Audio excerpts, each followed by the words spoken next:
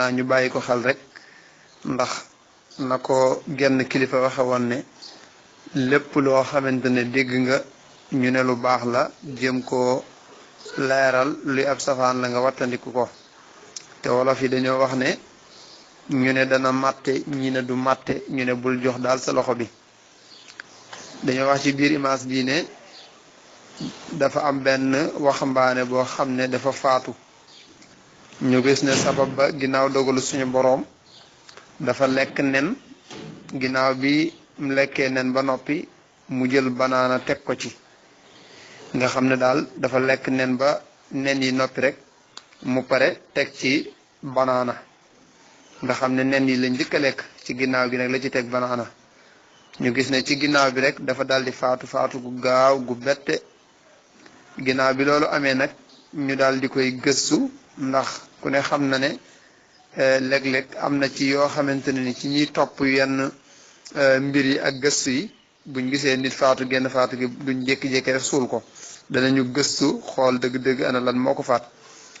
bi ñu xoolee noonu nag ñu gis ne dafa mel ne lekk gi mu lekk nen yi ba noppi teg ci banaana dafa mel ne ci mbàq gi nga xam ne fi la lekk yi di dajee ñoom ñaar bi ñu dajee foofu daal dafa mel ni ki posen moo gaaw nag dal di koy faat ñu gis ne loolu daal ndekete kon mën naa faat nit ginnaaw dogalub suñu boroom moo tax ci loolu nag ci la ñuy waxee ne kon bu lekk nen mukk di ci teg banaana ñoom ñaar ñu jaxasoo ànd xam ngeen ne alayhi salaatu wasalaam sax loolu daf ko tere woon lekk ak lekk réesagul nga tegaat ci geneen lekk moo tax boo demee ci siira dañuy wax ne yonentu alayhi salaatu wasalaam day musta lekk genn lekk réesagul rek mu tegaal ci geneen lekk waaye nee na nag bi nga xamante ne loolu am na ci lañ gis ne ci la loolu amee mu daal di wax ci jeexantalu image bi ne kon nag yow su fekkente ne jot nga image bi bul nay mukk ci li nga xam ne jàpp nañ ne xam-xam la boo xam ne turwe nañ ko daal bul nay mukk ci tisaare ko ñun nag sababu leeral gi mooy rek ñu bàyyi xel comme lu yonte bi doon na ko def te daan na ko tere rek te it